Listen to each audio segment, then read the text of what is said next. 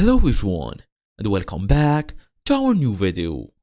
Well, if your Webflow project is getting messy with too many unused classes, cleaning them up can improve performance and maybe organization. So in today's small tutorial, I will show you how to clean up unused classes in Webflow in 2026. Fast and easy as usual, let's get started. Well, first and first, open your device, make sure you are fully connected to the internet.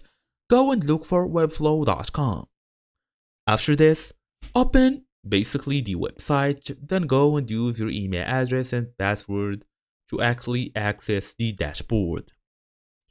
So now we're gonna open the designer but by tapping on open in Webflow. We're just gonna wait till it fully loads.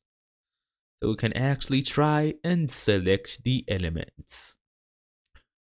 Okay, so here we are. For example, we can tap any elements here and the style panel will open.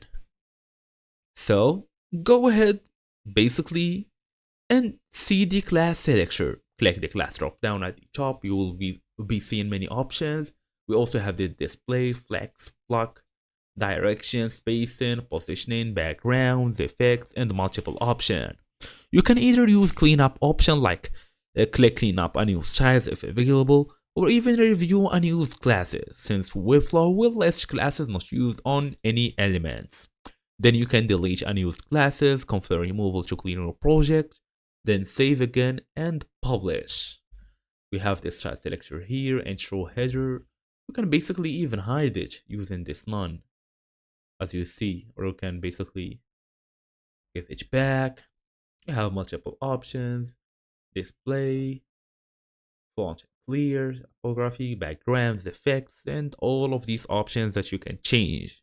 So thank you all for watching, and I will see you all in the next video.